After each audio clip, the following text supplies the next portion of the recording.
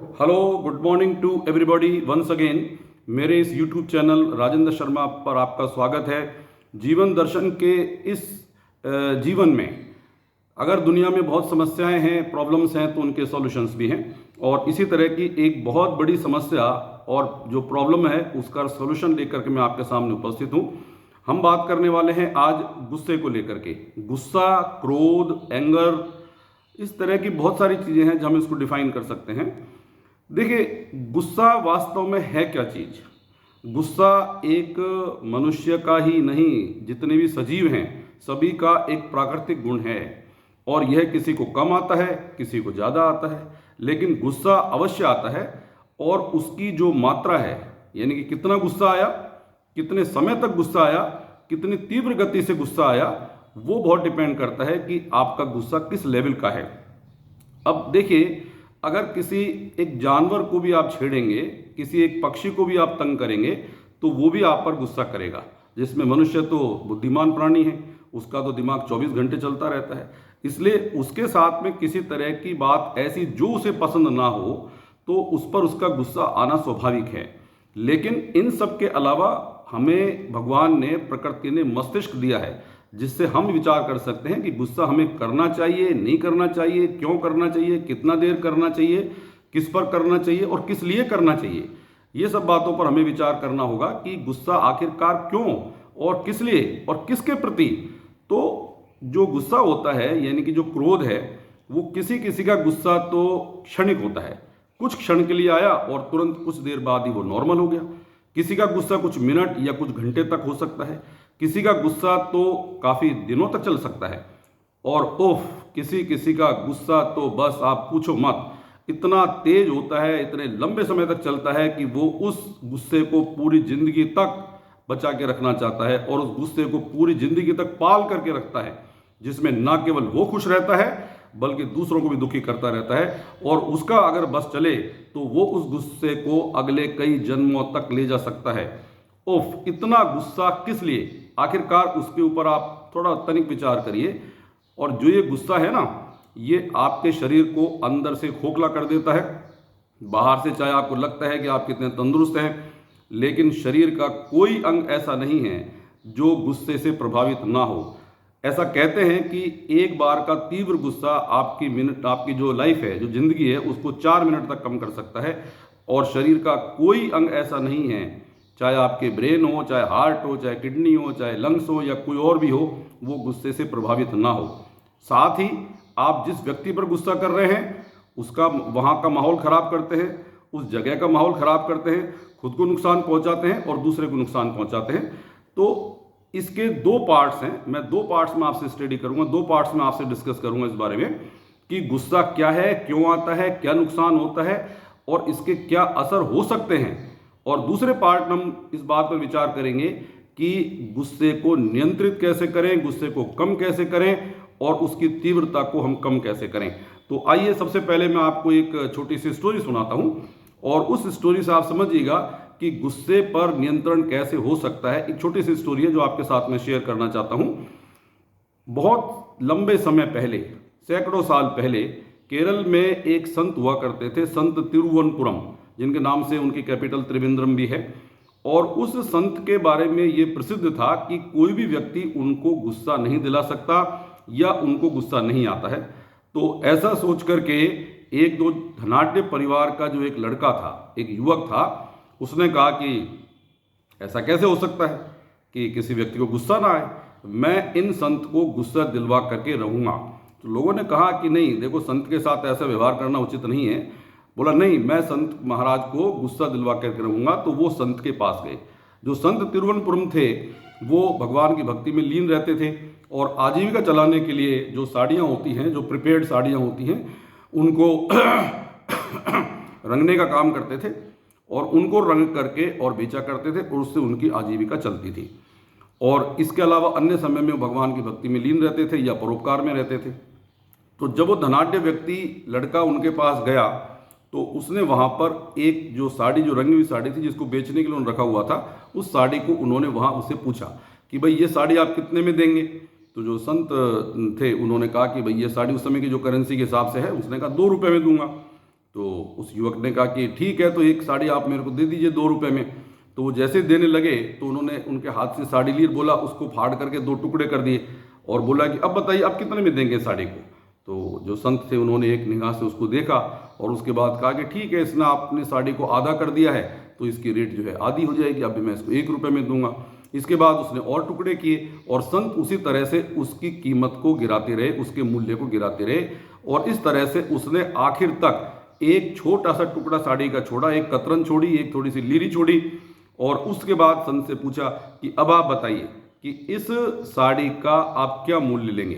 तो संत ने उनसे कहा कि अब ये इतना छोटा टुकड़ा हो गया है कि इसका कोई मूल्य नहीं है। लेकिन इस बीच में उस युवक को बड़ी हैरानी हो रही थी कि मैं साड़ी के टुकड़े करे जा रहा हूँ और मैंने एक जरा भी मूल्य इसका नहीं चुकाया है, लेकिन संत को जो है बिल्कुल भी गुस्सा नहीं आया और संत उसी सहज भाव से उसको उत्तर देते रहे कि ये साड़ी का अब रेट कम हो गया।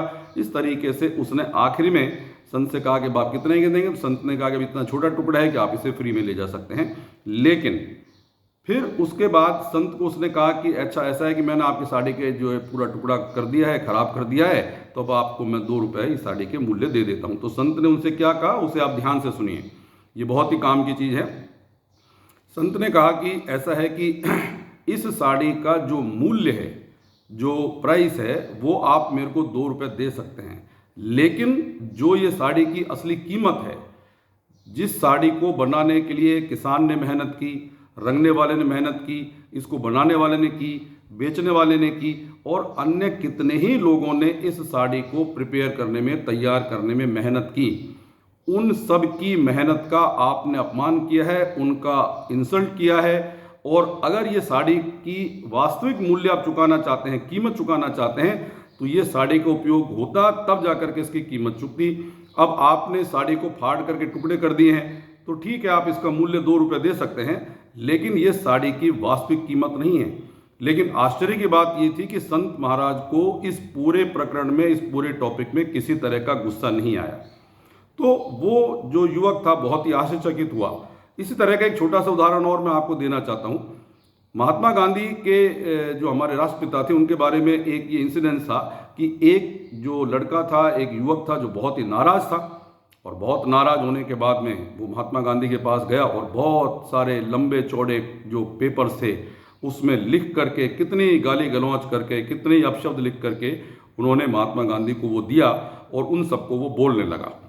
10 मिनट 15 मिनट बोलने के बाद, अपने सारी मन की भड़ास निकालने के बाद, सारे अपशब्द कहने के बाद वो बड़ा नाराज हुआ। लेकिन इस बीच में महात्मा गांधी को उसके ऊपर बिल्कुल भी गुस्सा नहीं आया और जब उसने वो सारे पेपर्स, 4-5 पेपर्स जो थे जिनको कि आलपिन से लगा करके उसने पैकअप किया हुआ था, और जब उनको महात्मा गांधी को दिया तो महात्मा गांधी ने एक सरसरी दृष्टि से उन पेपर्स को देखा और देखने के बाद में उसमें से जो पिन था, जो ऑल पिन था, उस ऑल पिन को निकाल करके अपने पास पॉकेट में रख लिया और उन सारे कागज को फाड़ करके फेंक दिया। तो ऐसा देख करके उस युवक को बड़ा आश्चर्य हुआ। उसने कहा था कि मैंने इतनी सारी गालियां बोली, इतने सारे अपशब्द कहे, इतना इनका मान सम्मान घटाया, मैंने कितना इनको इंसल्ट किया, बेइज्जत किया, लेकिन उसके बाद भी उनको ना तो गुस्सा आया और ना ही मेरी कोई बात का उन्होंने जवाब दिया। तो महात्मा गांधी ने उनसे कहा कि आपने जितनी सारी बातें मेरे को बोली है ना, ये सब बातें मेरे कोई काम की नहीं है। मेरे को जो काम की चीज़ थी वो मैंने इसमें से रख ली है। ये आलपिन मेरे लिए काम का था तो वो मैंने रख लिया, मेरे काम का था। बाकी अन्य चीज़ें मेरे काम की नहीं थी तो मैंने उसे फेंक दिया, ये वापस आपको कर दिया है। तो ये जो इंसिडेंसेस हैं, ये उदाहरण है, ये हमें बताते हैं कि अगर हम गुस्सा करते हैं, जिस पर हम गुस्सा कर रहे हैं, सामने वाले का उसका क्या रिएक्शन होता है और किस तरह से वो बिहेव करता है। तो ये उनकी पर्सनैलिटी का, उनके व्यक्तित्व का एक हिस्सा है। एक छोटी सी घटना मैं आपको और उल्लेख करना चाहता हूँ। जो भृगु ऋषि थे, जो बहुत बड़े ऋषि थे, किसी बात से नाराज होकर के और वो विष्णु लोक को गए और विष्णु लोक में जाने के बाद में उन्होंने भगवान विष्णु को एक जोरदार लात उनके सीने पर मारी और बड़े गुस्से में आकर के उनके साथ में कुछ अपशब्द कहे। तो जो भगवान विष्णु थे, प्रभु विष्णु थे, वो अपने शैया से उठे और उठने के बाद में उन्होंने बहुत ही विनम्र शब्दों में जो भृगु ऋषि थे उनके पैरों को पकड़ा और उनसे कहा कि हे प्रभु, आपके इन कोमल चरणों में कोई कष्ट तो नहीं हुआ, कोई चोट तो नहीं लगी, क्योंकि मेरा शरीर वज्र के समान कठोर है और आपका शरीर बहुत कोमल है, आपके पैर बहुत कोमल हैं। इस तरह से आपके चरणों में, आपके पैरों में कोई कष्ट तो नहीं हुआ, कोई चोट तो नहीं लगी। अब आप देखिए, जब सामने वाला आपके साथ ऐसा बिहेव करता है, ऐसा व्यवहार करता है, तो नेचुरली गुस्सा करने वाले व्यक्ति को रियलाइज होता है कि ये बात ठीक नहीं है गुस्सा करना, और भृगु ऋषि का गुस्सा शांत हो गया और भगवान विष्णु से उन्होंने क्षमा याचना की। इसी तरह से आपको ध्यान है कि जब भगवान परशुराम को बहुत गुस्सा आया और जब शिव धनुष टूट गया, उसके बाद में उन्होंने बहुत ही गुस्सा करके भगवान राम और लक्ष्मण को कहा, तो लक्ष्मण ने आग में घी का काम किया और उनको बहुत सारे ताने दिए, अपशब्द कहे या कुछ इस तरह का व्यंग किया। लेकिन प्रभु श्री राम ने कैसे अपनी मीठी और मृदु वचनों से किस तरह से भगवान परशुराम के गुस्से को शांत किया, और इस तरह से उन्होंने भगवान जो परशुराम थे उनके गुस्से को शांत कर दिया। तो ये जो उदाहरण है वो हमारी लाइफ में है। ये उदाहरण हमको ये बताते हैं कि गुस्सा अगर किसी व्यक्ति पर करते हैं और सामने का व्यवहार, उस व्यक्ति का रिएक्शन आपके अकॉर्डिंग नहीं है, तो नेचुरली कुछ समय बाद में आपको रियलाइज होगा उस बात के लिए कि जो मैं गुस्सा कर रहा हूं वो ठीक नहीं है। तो गुस्सा क्या है? गुस्सा बेसिकली वो स्थिति होती है व्यक्ति की जब वो ये समझता है कि जो वो सोचता है या जो वो करता है वही सर्वश्रेष्ठ है, वही अंतिम सत्य है, अन्य जो व्यक्ति कहते हैं वो गलत है या उनके विचार उससे मिलते नहीं है, तो उसको गुस्सा आता है उसके ऊपर। और वो हमेशा ये सोचता है कि जैसा वो सोचता है उसके मुताबिक काम नहीं होता है, उसके मन माफिक काम नहीं होता है, उसकी मर्जी के हिसाब से काम नहीं होता है। तो देखिए, जब आप दूसरे की मर्जी के हिसाब से काम नहीं कर सकते तो दूसरा व्यक्ति आपकी मर्जी के हिसाब से कैसे काम करेगा? ये तो गिव एंड टेक वाली बात है। भाई आप भी तो दुनिया का हिस्सा है ना, आप भी दूसरे की मर्जी के हिसाब से कहाँ काम कर रहे हैं? तो नेचुरली आपकी मर्जी के हिसाब से कौन काम करेगा? और ठीक है, अगर आपने गुस्सा किया है तो उसका सबसे ज़्यादा नुकसान तो आपका ही है, फिर जिस व्यक्ति पर आप गुस्सा कर रहे हैं उसका नुकसान है, और जो वहाँ का माहौल है उसके ऊपर नुकसान है। फिर क्या करते हैं व्यक्ति, उस बात को लेकर के बैठ जाते हैं और मन में गांठ बांध के रख लेते हैं, और जब मौका मिलता है, जहां मौका मिलता है, जैसे मौका मिलता है, उस बात का बदला लेते हैं और उस ताक में रहते हैं कि कब मुझे मौका मिले और कब मैं इस व्यक्ति को प्रताड़ित करूं या मैं उसको जो है लज्जित करूं। तो ये जो व्यक्ति की टेंडेंसी है, ये उसकी एक आदत है, और ये आदत कब उसके रोग में बदल जाएगी, कब उसकी बीमारी बदल जाएगी, उसे पता नहीं है। 24 घंटे उनका मुंह जो है सूजा रहता है, जब देखो जब उनके मुंह पर गुस्सा रहता है, कभी प्रसन्न दिखाई नहीं देते। तो ऐसा व्यक्ति हमेशा खुद का नुकसान करता है और समाज का भी नुकसान करता है। तो ये पार्ट 1 जो था वीडियो का, वो मैंने आपके सामने रखा। पार्ट 2 में, यानी कि अगले वीडियो में, मैं आपके सामने इस बात को रखूंगा कि हम गुस्से को कैसे कंट्रोल कर सकते हैं, हम गुस्से को कैसे कम कर सकते हैं, हम गुस्सा ना आए ऐसी स्थिति कैसे कर सकते हैं। तो इसके लिए आप पार्ट 2 वीडियो 2 आप जरूर देखिएगा, और आप बताइए कमेंट्स बॉक्स में कि आपको वीडियो कैसा लगा। सब्सक्राइब करिए, कमेंट्स करिए, और अगर आपको कोई चीज़ बात कहनी है तो आप कमेंट्स बॉक्स में बोल सकते हैं। तब तक के लिए धन्यवाद। जय हिंद।